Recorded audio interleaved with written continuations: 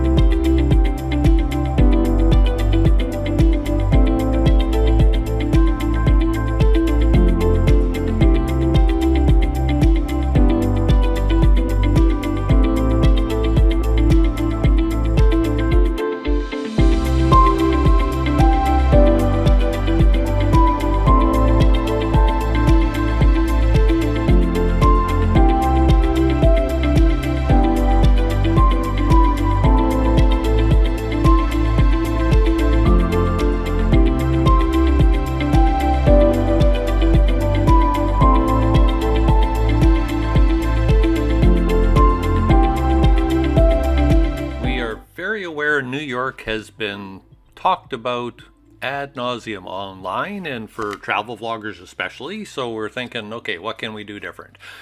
Really, New York is, I think, about impressions, especially when you come from a smaller rural environment and coming to New York, and it's overwhelming. New York is so huge.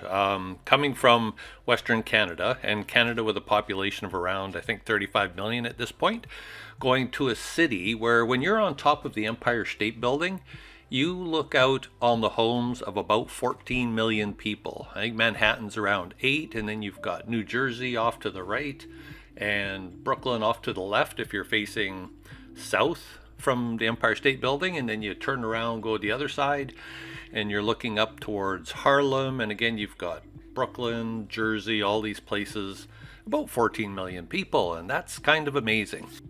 One thing when you are on a budget, and we're pretty lucky, as I mentioned earlier, we get to stay with Angela's brother, so we don't have that cost for lodgings. We have looked, and there are hostels in New York, and they're not too badly priced. I think the challenge is you've got to book probably about a year ahead, because when we did check them out and kind of just for fun see what was available on our dates, I think that was about 6-7 months before we went, and they were always booked up. So you're looking about a year ahead if you're able to plan that far ahead. There's one near Chelsea Market that looks really nice, and we're hoping one day to check it out. Of note, New York City is on the traditional territories of the Lenape people. Much like in Vancouver, we're coming to you from the traditional lands of the Musqueam, Squamish, and Tsleil-Waututh people. No matter what you do, New York is expensive. There are ways to keep costs down. There are lots of things to do that are either no cost or low cost. But there are a few things you really do want to do and kind of budget for just because they're cool and they're iconic and you really do want to do it. First thing is have some money to go on top of the Empire State Building. Now, you get a clear day, even a bit of clouds kicking around, it's amazing. And again, you're looking out on about 14 million people. Not too many places you can do that. I mean, big cities, of course, but New York's really neat. Not to mention, everywhere you look is familiar, even if you haven't been to New York before, and it's because New York's been in so many TV shows and movies.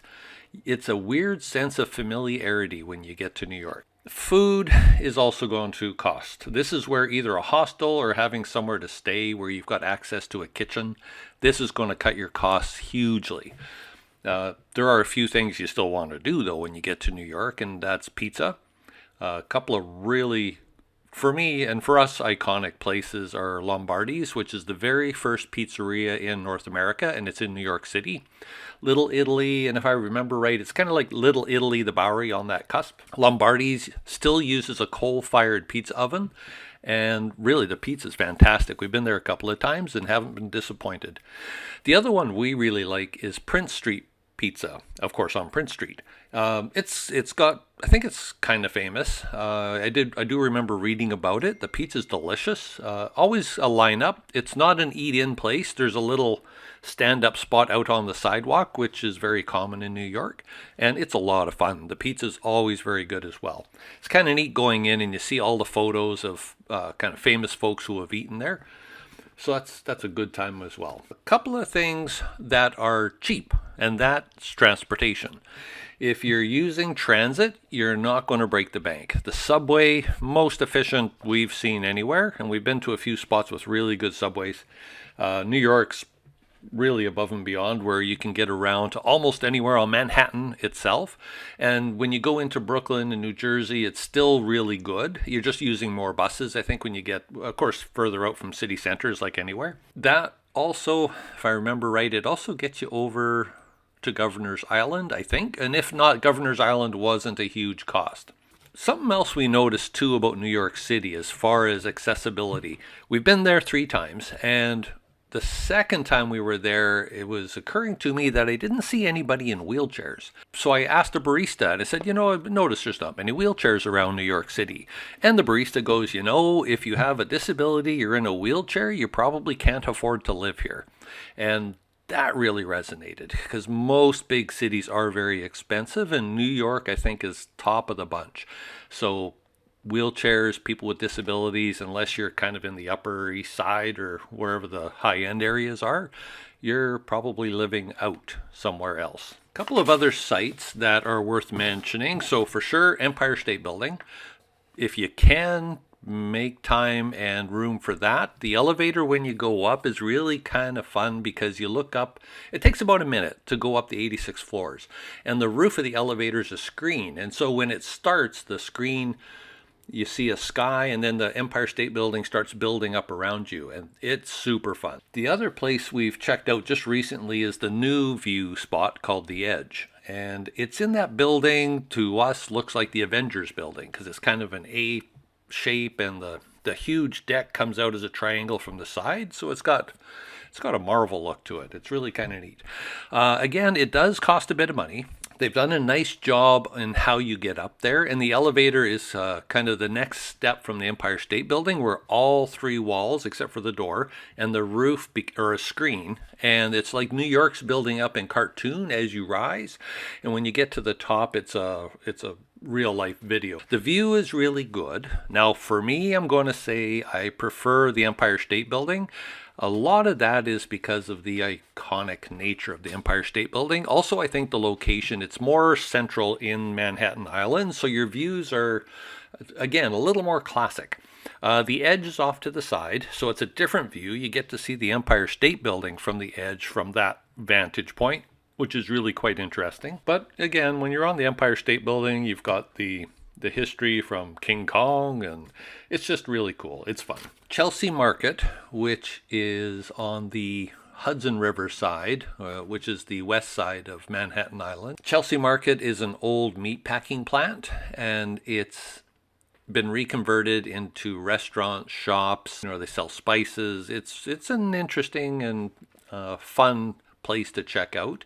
It also lies at the end of the High Line, which is the old elevated railroad track. Now, prior to that being elevated, the trains ran along the road. In the mid-1800s, it was street level, delivering food to lower Manhattan. However, it did create dangerous conditions. Now, this was at a time when, cars and all these things were just starting to come in. People weren't, their thinking hadn't changed over to looking for traffic, because they were used to listening for horses and buggies, and they made a lot of noise and these kind of things. So by 1910, more than 540 people had been killed by trains on the road.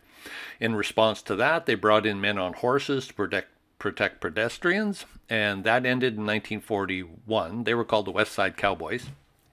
And then they elevated the rail, mostly to protect pedestrians. A group of citizens got together and advocated to keep the High Line, and today it is a beautiful elevated walking park. When you're on the High Line, you're looking down some of the big streets in New York City, great photo opportunity. And then on the left, when you get up there by Chelsea Market, over on the Hudson, is a new island that's been built called Little Island, and it's an island put on a bunch of almost like golf tees. I think it looks like there's 40 of them, and they're huge. And you walk on this thing, and there's a little amphitheater up top. There's some interesting art installations. It doesn't cost anything.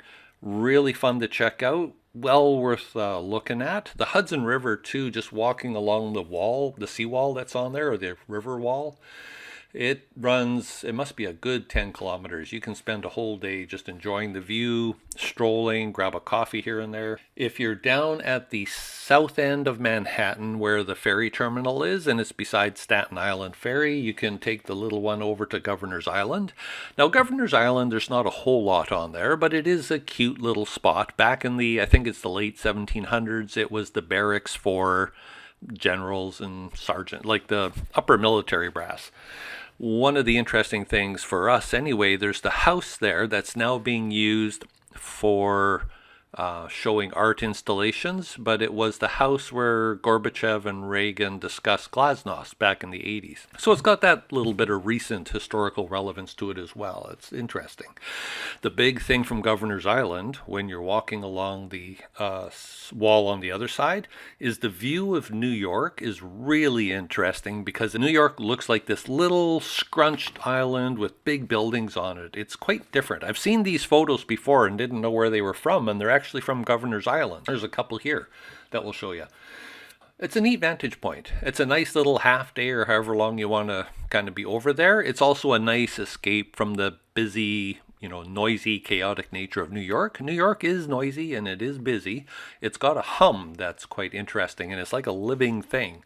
There's a book that came out a while ago called The City That We Became by N.K. Jemisin. A lot of fun. It's kind of a fantasy. It turns H.P. Lovecraft on its head, and it's avatars for the boroughs. It's worth reading if you're interested in New York City, and it's an interesting book. It's really cool. Times Square. Okay, here's something. Doesn't cost a cent unless you want it to.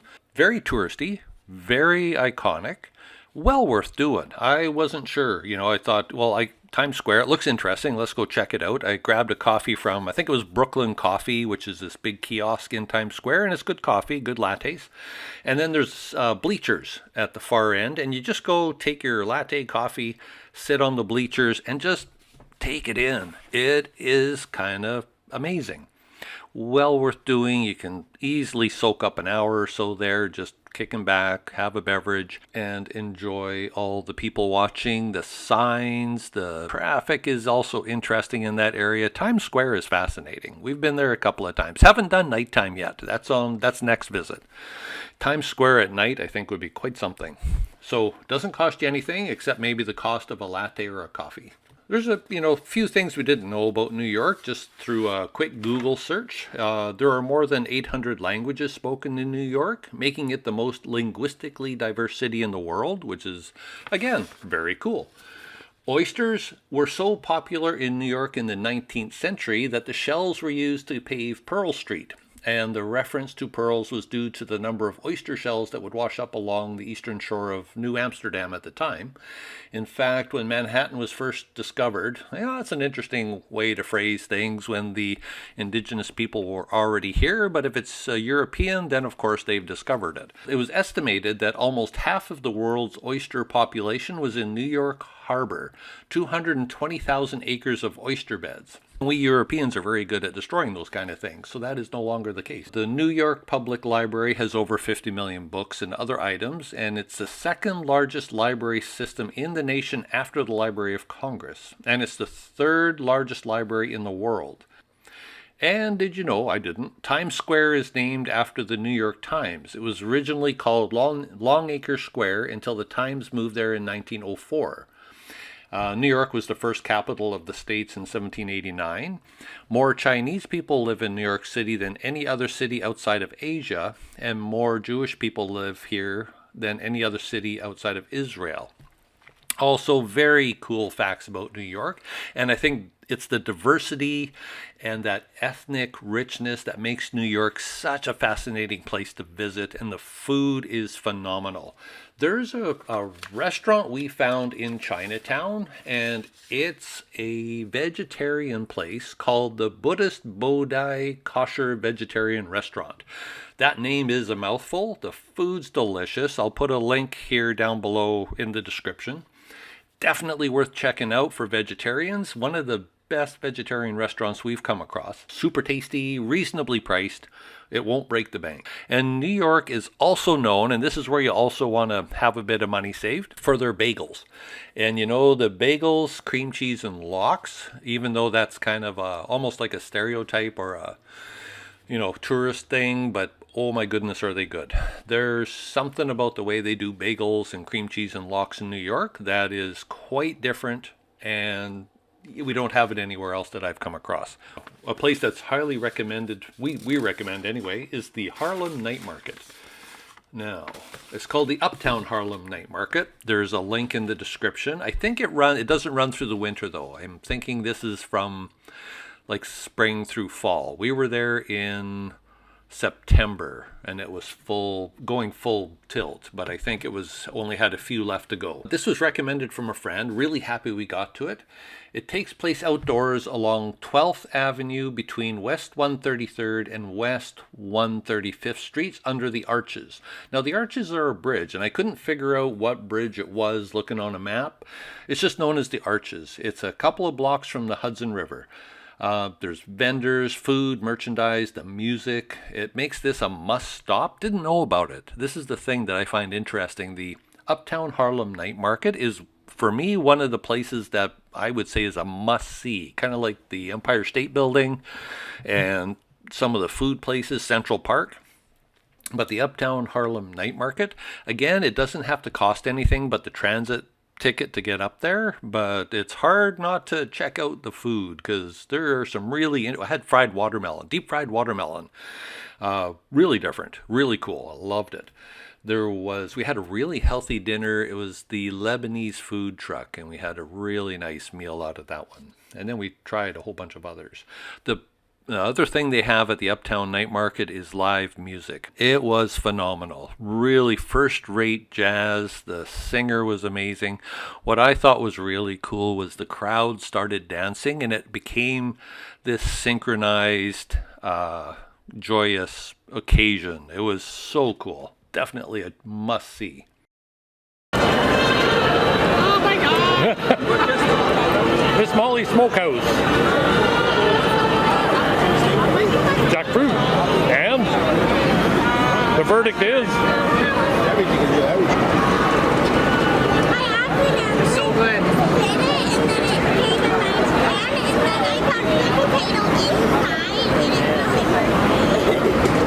We're gonna go on an uptown ride. And you know what? I like it. 'Cause what I heard, I know, baby. I said, ain't nobody crying. I said, ain't nobody worried. Come on, I said, ain't no smiling faces. Central Park is well worth checking out. Doesn't cost anything, just the transit to get there. It's gorgeous. Again, you'll walk through Central Park and it's familiar because you've seen almost every square inch of it in some movie or TV show somewhere. And I find that an interesting phenomenon. When you go to a place like New York, you've never been there before, it's a huge city, and it's familiar. Kind of fun walking by the Tonight Show marquee and the Jimmy Fallon one. It's all neat, just because you see these things on TV over the years. We did a walking tour up through Harlem on our first trip. It was interesting. I think the gentrification of Harlem is a little, it's unfortunate. It's a little sad. People are being forced out with higher rents, and it is what happens in most cities. The people with the least power and resources get pushed out in favor of those with money. This is the free market economy. Not the best way to run a society, but it's what we've got at the moment. There's a few places that are outside of New York City that we've been to. Just wanted to let you know about. We think they're quite fun. One is called Storm King. I think this was a couple of hours upstate. It was in the fall. We got to see the colors of the trees, and when you're back east, it's quite vivid. It's really beautiful. We have it out west as well. It's just different. It's different trees. You've got the oak trees and cottonwoods and some different ones out east, and it just has a different look to it. I'll put a link to Storm King in the description. It's I think it's a couple hundred acres, well, manicured, but it's got all these huge art installations all around these fields, and it's quite fascinating. Really nice, like a half day, most of a day out of New York. You're in nature, it's quiet, it's serene, it's really pretty. This last trip we did was, we went upstate again to check out Woodstock. And this is something too, I'm old enough. Back in the late 60s, my dad used to bring home people that were hitchhiking, and they'd stay at the house, and some of them were headed off to Woodstock, and I wasn't old enough to remember kind of what was talked about, but I certainly remember the energy and the colors, and of course the tie-dye, and always had this image of Woodstock with the concert, 500,000 people in there. And it's not what you think, at least for me. It wasn't what I had kind of pictured, not sure what I was expecting. But it's such a small town. I can't even imagine how 500,000 people fit in that area. It's kind of neat. And of course, every store on the strip sells tie-dye of some sort. And of course, we did buy some tie-dye t-shirts. On our way to Woodstock, Angelo's brother Christopher brought us to a place called the Widow Jane Mine. Never heard of this ever before, and I'm really glad we stopped in. It wasn't far from Woodstock, within less than, I think, around 30 minutes or so from Woodstock. And it's an old abandoned cement mine. It's on private property, so it's by donation, and donations help to maintain. The people whose property it sits on do a nice job of keeping the grounds, but the mine itself is quite unique. I've never been to a cement mine, didn't know what that was. It's a huge cavern with these huge pillars. There's actually a lake in there, which I'm sure is groundwater that is just seeped and collected. But it gives it this interesting Mines of Mordor feel. I kept expecting to hear Gollum and My Precious out in the background somewhere. It's neat to stop in, kind of check it out, get a few pictures. Apparently they do some concerts in there, and the acoustics would be quite something. And it's been used for filming, I would assume, creepy shows. So just something to check out if you're in the area, if you're heading to Woodstock anyway. That's about it for New York. New York itself feels like this living, breathing entity. Washington Square Park is one of our favorites. At nighttime in the summer, there's always music on the weekends going on, sometimes impromptu, sometimes I think it's probably busking, but you're right by New York University, so there's lots of creative talent around there.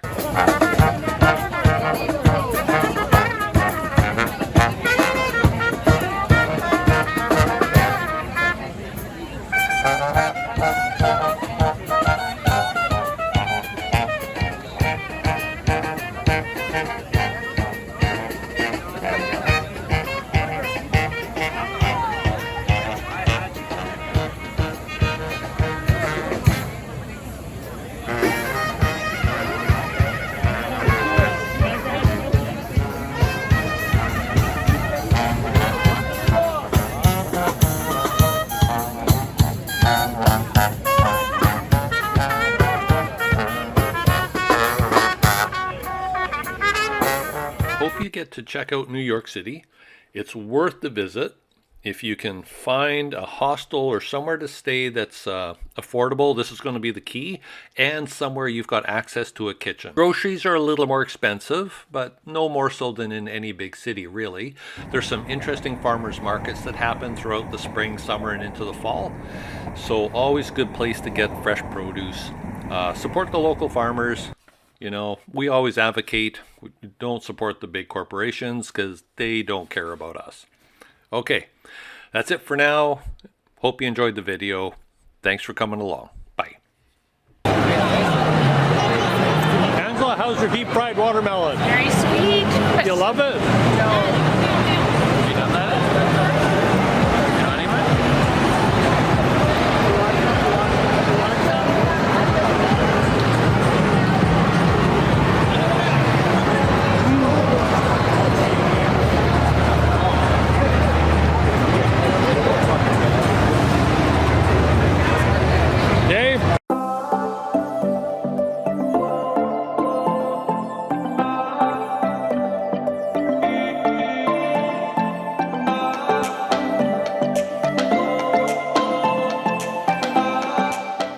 we came to Pier 17, a really nice walk under, I think it's the FDR Expressway, I think.